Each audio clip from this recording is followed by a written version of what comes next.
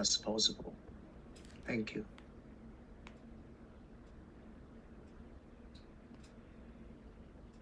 我 send 咗個要求嘅，睇下睇唔睇到。好，我撳咗啦。睇下先。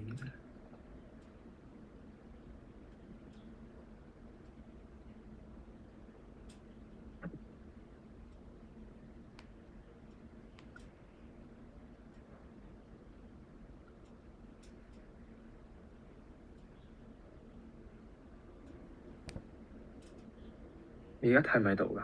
睇到，你可以放到最大啊。放到最大。如果唔得就算啦，唔得就算啦。因為可以開始。放咧有機會力記咯，係。咁算，睇下 O 唔 OK 啊？睇到啊嘛而家？睇到。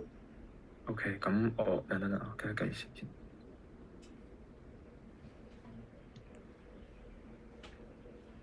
OK，咁我開始。So, good morning everyone. Today I'm going to present my reflection in the dream course. The topic of my presentation is From Understanding to Becoming, how the dream course at a special school shaped me as a future special educator.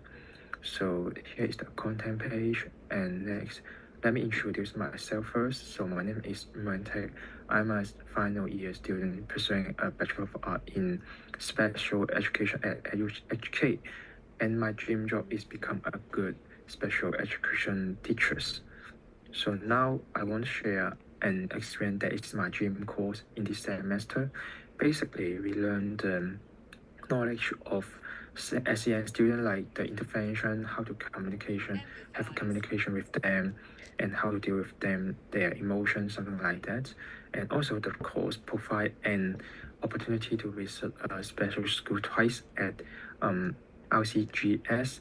We have to work in group and present a service-based proposal with learning plans and organize through activity for the student there.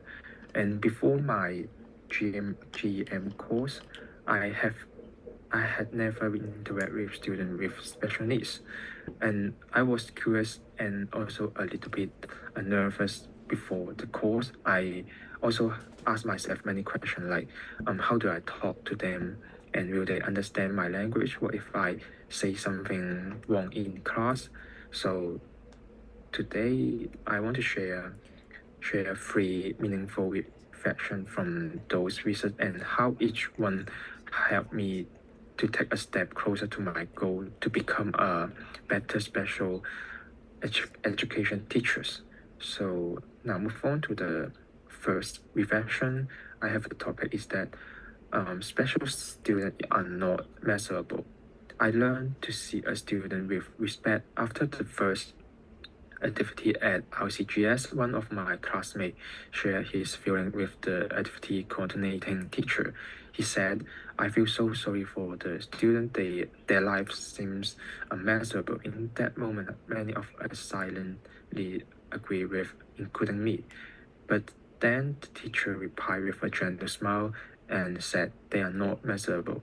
In fact, they may be more happier than most city people like us, and they find joy in simple things, and they don't compare themselves to others the way we often do. That answer surprised me and stayed in my mind very long time. And before that, I had always feel special school teach special student through a lens of pity. I believe that their lives must be tough or incomplete. But that teacher sayings opened my eyes. I realized that pity is not the same as empathy. Pity creates distance and empathy builds understanding. So as a future special teacher, I shouldn't treat students as object of sympathy, but as individual with dignity and their own strength. This moment taught me that to be a good special teacher, I must learn to see my student with respect, not with bias. And now move on to the second reflection is is learning to communicate with from the heart. During the second school visit, there is a student with autism. At first, I hesitated because I thought communication would be difficult and tough.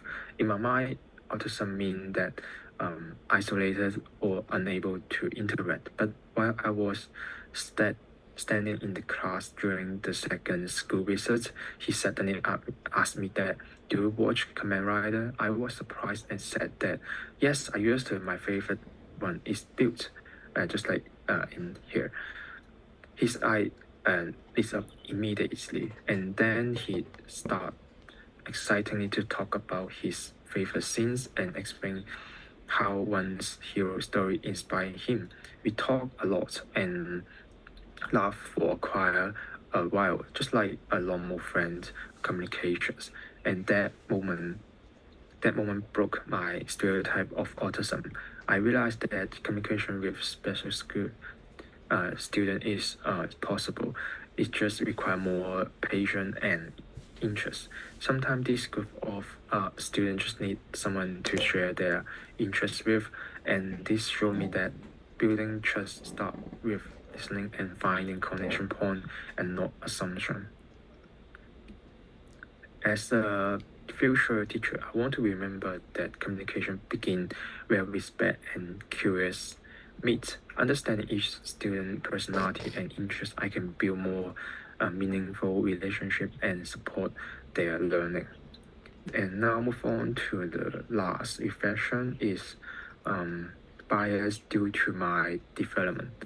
Before the GM course, I used to think intervention I learned, no matter from the special education course or the GM course. Before that, I think that the intervention are not useful. For example, those strategy like the 6-step approach I saw during early the research or the visual prompt I learned from the BSc course. At that time, I thought like this theory seems so well structured in textbook, but when actually facing students with special needs, they are probably useless, right?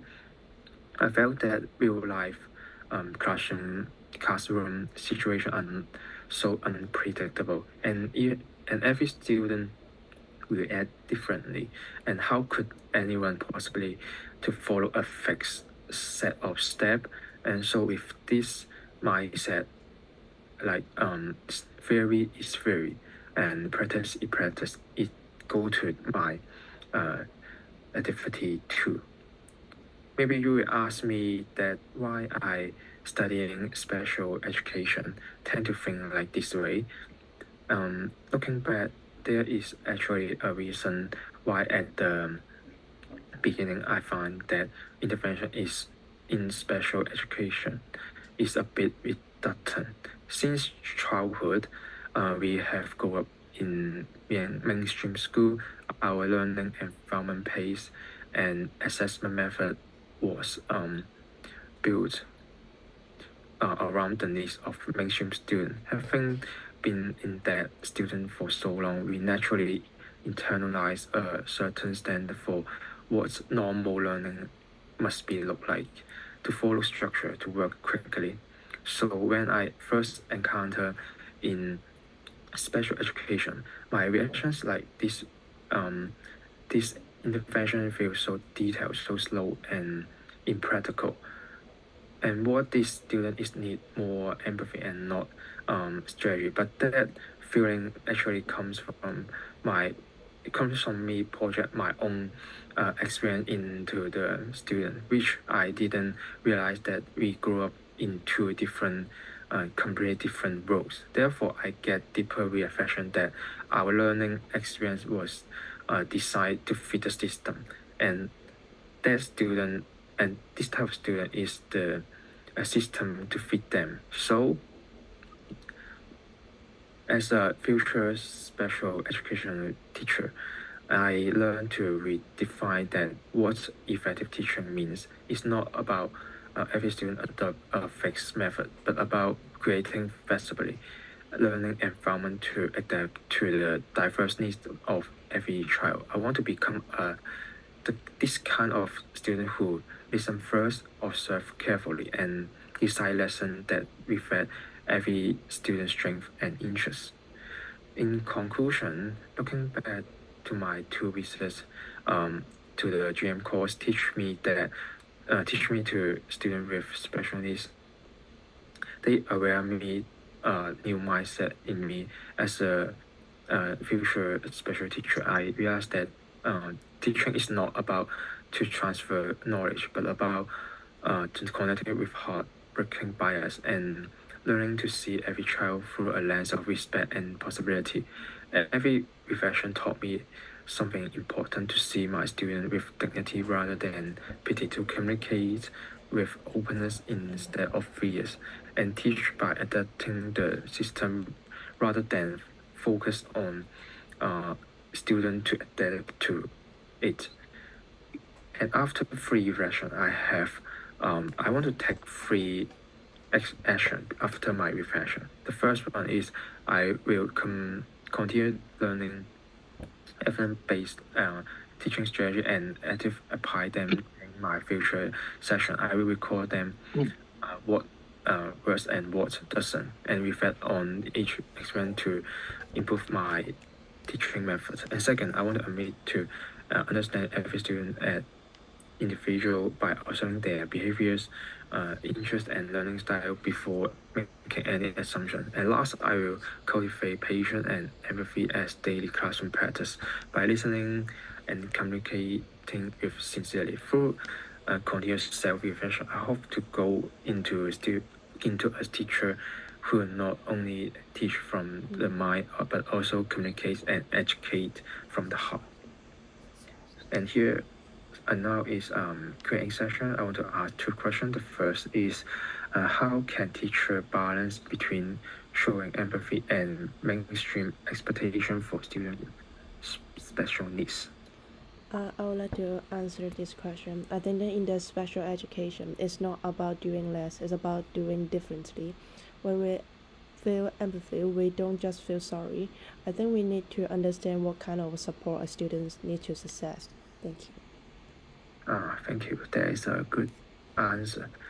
And second, I want to ask what are some practical ways teacher can adjust the learning system to fit students with special needs instead of expect them to fit the system? I want to adjusting the system start with feasibilities and observations. Teachers can make the system fit their students by changing how we teach, how we assess, and how we define success. For instance, using visual supports or multisensory activities can help students process information in ways that work best for them. Oh, thank you so much. So this is the end of my presentation. Thank you. Okay, thank you. Next, 廖佩如啊。